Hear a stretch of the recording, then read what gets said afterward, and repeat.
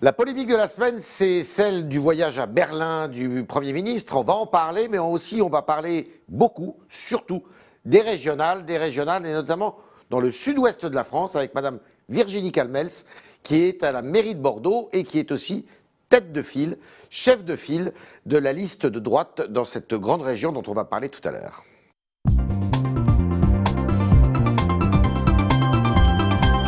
Qui est la région Aquitaine, Poitou, Charente, Limousin. Bonjour Virginie Calmels. Bonjour Yves Tréhard. Merci d'être parmi nous. Merci à vous de votre invitation. Alors, on va parler de Manuel Valls. Acte de contrition depuis la Réunion en disant « Oui, je vais rembourser le billet de mes enfants qui l'ont accompagné dans ce voyage pour la finale de la Coupe d'Europe de football à Berlin ». Il a eu raison.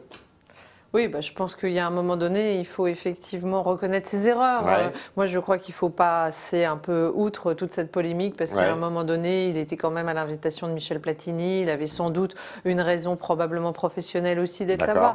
Maintenant, les enfants, c'est normal. Tout ça me semble important d'être exemplaire, surtout quand on apprenait la République est exemplaire et que les citoyens souffrent. Donc, je crois que c'est important de remettre de la morale dans tout ça. était un peu sur la réserve quand même dans cette polémique. Oui, parce que engouffrée. Mais tant mieux. Elle a des choses à se reprocher? Non, je ne crois pas que ce soit pour ça. Enfin, j'en sais rien. Moi, je suis pas une femme vraiment politique. Je suis une citoyenne engagée. Je pense qu'à un moment donné, il faut garder de la mesure et pas taper à bras raccourcis sur des fautes. Voilà, il fait son acte de contrition. Il a raison de le faire et passons.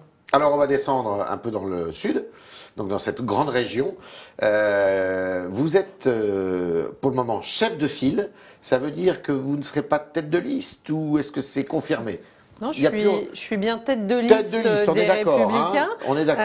Et la question qui va se poser, c'est effectivement les discussions avec l'UDI, le Modem, pour être la tête de liste de l'Union. Écoutez, on avance très bien. Voilà, c'est en cours, ça avance. C'est en cours. Le soutien de François Bayrou, il est total? Écoutez, il faudra lui poser la question à lui. C'est prématuré. Moi, je ne parle pas à la place de François Bayrou. Je pense que c'est dans le sens de l'histoire pour moi que cette grande région soit portée par une union, parce que d'ailleurs moi-même je suis une femme de la société civile et je crois qu'on porte un projet de renouveau, d'union, une volonté d'alternance, de porter un projet différent des 3 mandats déjà que M. Rousset a derrière lui et il brigue un 4e mandat, c'est-à-dire il veut passer 24 ans à la tête de la région. Voilà, je crois qu'on peut porter. Alors justement, il y a 2 figures importantes dans cette région, sans vous faire outrage. Il y a la vôtre, mais il y en a 2 autres. Il y a Alain Juppé et François Bayrou qui s'entendent bien. On dit qu'Alain Juppé a du succès aussi au centre. Alors il y a toutes les raisons de croire que cette union, les Républicains, l'UDI, le Modem, puisse se faire quand même, non, pour vous? Oui, il y a des raisons de le croire parce que je crois que c'est le sens de l'histoire. Parce que là encore, ce que veulent les citoyens, c'est pas des antagonismes de personnes ou de partis, c'est qu'on porte un vrai projet face à une politique de gauche qui a mené à 3 taux d'endettement et 3 taux de chômage importants dans ces 3 régions. Ça sera décidé quand? C'est en cours. Avant l'été? J'espère avant l'été, bien évidemment. Avant les vacances, pourquoi? Parce qu'on a besoin, c'est une très grande région, avec 12 départements. On a besoin de définir nos têtes de liste départementales pour avoir une campagne qui soit maillée sur l'ensemble du territoire. On le sent bien parce que le débat est intense nationalement et tout. Vous n'avez pas peur que cette campagne des régionales se nationalise? Non, j'ai pas peur parce que je crois que là aussi, c'est un peu le sens de l'histoire. On est en train de parler de territoires qui sont très vastes. Vous voyez, pour ma région, c'est la taille de l'Autriche, la population du Danemark. Donc c'est pas rien. Donc il y aura bien évidemment une connotation nationale dans cette élection. Et puis il y a aussi une dimension très régionale, territoriale. C'est quoi quelques thèmes régionaux sur lesquels vous avez insisté? Écoutez, c'est pas que régional parce qu'on pourrait dire que ce sont des thèmes nationaux. Mais moi, le chômage reste quand même une priorité majeure. Combien de pourcents chez vous? Malheureusement, 9,9% en Aquitaine, c'est-à-dire comme la France. Donc on ne peut pas se satisfaire de taux de chômage aussi élevés dans cette grande région. Et la région, le chômage des jeunes, oui, bien sûr. Dans les prérogatives de la région, il y a évidemment l'économie. Donc moi, je suis une femme d'entreprise, c'est mon ADN et ça me passionne. Mais c'est pas que ça. La région, c'est aussi le transport, c'est aussi l'enseignement supérieur, l'apprentissage. Donc le rapport à la jeunesse va être clé. On a la chance d'avoir une région magnifique qui a des atouts fantastiques. Simplement, il faut qu'on passe à une autre forme de gestion. Je vous ai entendu faire une promesse à l'occasion de la réforme des bourses au mérite. Vous avez dit que la région que vous apprêtez, que vous voulez gouverner, va se substituer à l'État pour venir en aide aux étudiants, enfin aux élèves, qui ont vu leur bourse au mérite divisée par 2. Oui, parce que je trouve que ça, c'est une aberration du système. Les bourses au mérite, c'est exactement ce que les Français attendent. On veut une méritocratie, essayons de la développer. Et quelle drôle d'idée qu'un gouvernement de gauche vienne comme ça supprimer au nom de quoi? Du nivellement par le bas. Enfin, oui, en l'occurrence, réduire, mais on sent bien la tendance qui est quand même du nivellement par le bas, et je suis farouchement opposée à ça. Alors, vous êtes une femme d'entreprise, vous l'avez dit, vous êtes encore au bord de nombreuses entreprises. Est-ce que vous démissionnerez de ces fonctions, qui ne sont pas toutes exécutives, et qui le sont peu d'ailleurs, je crois, si vous êtes élu?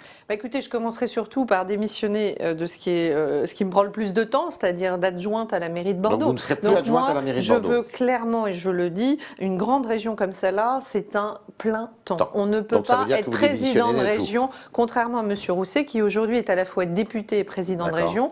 Moi, je crois qu'on ne peut pas cumuler sur des fonctions comme celle-là. Donc, je démissionnerai évidemment de mon poste d'adjoint et de tout ce qui pourrait occasionner des conflits d'intérêts. Après, un job non exécutif, comme j'ai par exemple la présidence du conseil de surveillance d'Euro Disney, je crois que c'est bien aussi de garder un pied dans le réel si c'est possible. Si ce n'est pas possible, je démissionnerai de tout. Vous allez gagner?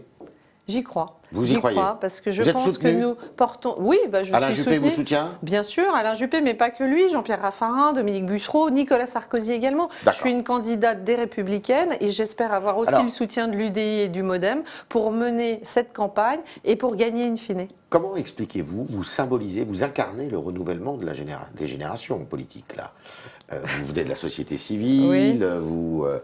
avez une expérience politique quand même relativement récente et limitée, tout à fait, mais c'est vrai. Voilà. Et vous soutenez, à l'intérieur de votre famille politique, Alain Juppé pour la présidentielle, il se trouve être le plus âgé des prétendants. Il n'y a pas une contradiction là?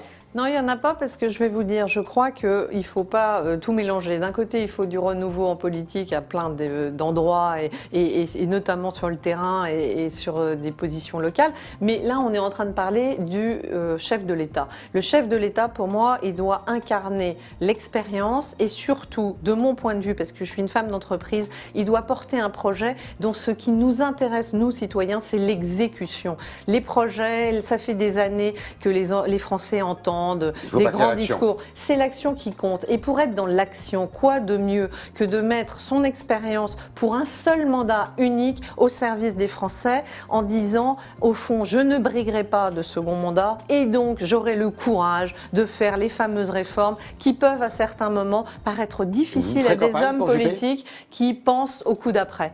Bien sûr. Même si vous êtes battu en région?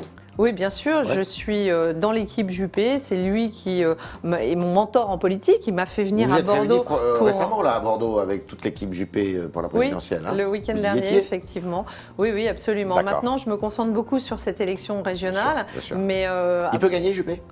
Oui, je pense qu'il peut gagner parce qu'il est très rassembleur. C'est plus difficile la primaire que la présidentielle, selon vous? Probablement, oui, probablement. Je pense que la primaire va être un moment, effectivement, de combat intense. Je pense qu'effectivement, s'il gagne la primaire, on sent bien que cette primaire, c'est quasiment un premier tour d'élection présidentielle. Alors, il y a une dernière petite question que je voudrais vous poser, parce que le débat refait surface, c'est un serpent de mer, mais les socialistes le remettent sur le devant de la scène, c'est celui du prélèvement à la source de l'impôt sur le revenu. La femme d'entreprise que vous êtes, qu'est-ce qu'elle en pense? Est-ce qu'elle est favorable à ce prélèvement à la source, ou au contraire, elle estime qu'il y a beaucoup d'obstacles à ce que... Alors, comme vous l'avez dit, je suis une femme d'entreprise, donc je ne parle pas au nom de qui que ce soit, je parle en mon nom propre là. Moi, j'y suis plutôt favorable parce que je pense que beaucoup de pays le font et que ça fonctionne. Donc, je trouve que c'est quelque chose qui est une modalité, c'est tout. Ça ne change pas le vrai sujet qui est la pression fiscale qui pèse sur les foyers et sur les entreprises, qu'il faut impérativement diminuer si on veut réellement résoudre les problèmes du chômage dans ce pays. Mais je pense que cette modalité est dans la modernité et donc je pense, moi personnellement, qu'il faut aller vers ça. Alors c'est un serpent de mer, c'est toujours très compliqué, c'est techniquement à un moment donné difficile. Je pense que là encore, les entreprises qui collecteraient l'impôt, c'est pas leur vocation première, mais regardons ce qu'est une fiche de paye aujourd'hui. Et vous ne redoutez pas une fusion de la CSG et de l'impôt sur le revenu je pense à la faveur de que, comme cette réforme. souvent, la modalité est quelque chose qui est la technicité purement pratique et qu'il faut aller au-delà et réfléchir effectivement à la collecte de l'impôt dans son ensemble, mais aussi à la complexité de ce bulletin de paye. Donc je pense que c'est difficile de vous répondre par oui ou par non, même si de mon point de vue de citoyenne, c'est quand même dans le sens de l'histoire. Ce qui m'inquiète un peu, c'est comme les socialistes veulent le faire, est-ce que c'est un coup politique? Est-ce que c'est pour avoir une année blanche qui tomberait bien par rapport aux échéances? Est-ce que c'est pour cacher, c'est l'arbre qui cache la forêt, on augmente toujours plus les impôts et hop, on parle du prélèvement qui n'est qu'une modalité technique alors qu'il faut parler du taux d'impôt. Voilà, c'est ça qui peut me faire peur, mais une fois encore, je crois qu'on est dans la modernité. Vous êtes heureuse chez les Républicains? Oui, bah écoutez, c'est la famille politique qui m'a fait confiance. Moi, j'ai toujours eu des convictions. Je ne suis pas une femme de parti, j'ai jamais été encartée, comme vous le savez. J'ai des convictions politiques, en revanche, qui sont très claires. Je sais où je me situe sur l'échiquier politique. Et je ne suis pas particulièrement, une fois encore, une femme de parti. Mais je crois qu'aujourd'hui, très clairement, le projet, en tout cas moi, qui m'importe, c'est-à-dire le projet économique des Républicains, est celui qu'il faut pour la France. C'était le talk Le Figaro de Virginie Calmels, vous l'aurez compris, qui veut gagner, et c'est normal, la grande région du sud-ouest de la France, et qui pour ça veut s'attaquer notamment au chômage, puisque c'est une région qui souffre du chômage comme l'ensemble du pays, qui soutient Alain Juppé, qui peut bénéficier de son soutien, qui peut s'en prévaloir. C'est incontestable, parce que c'est un homme d'expérience, nous dit-elle. Et quant à l'impôt à la source, petite dernière question posée, il y est plutôt favorable parce qu'elle estime que ça simplifie pas mal les choses. Merci Virginie Calmels. Merci Yves Tréhard.